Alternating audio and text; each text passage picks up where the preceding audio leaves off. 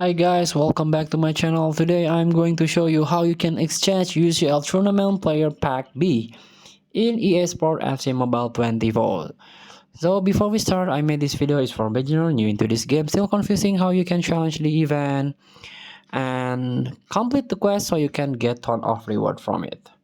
Let's get started by tap the store, tap the live events and tap the tournament. So this one, UCL Tournament Player Pack B, purchase limit 2 per day. So you will getting this player. This is possible reward for you.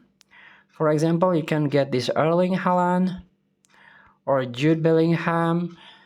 Even the veteran Robert Lewandowski, he is part of UCL Group Stage Live player. You can get this all this. You can get this possible reward. But if you're not lucky, they are guaranteed reward for you. 85 until 94 UCL player. This is the guarantee for you.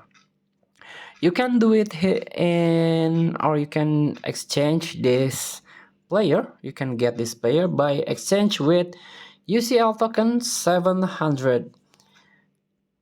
And this one you can get this UCL token. You can be earned in UCL tournament.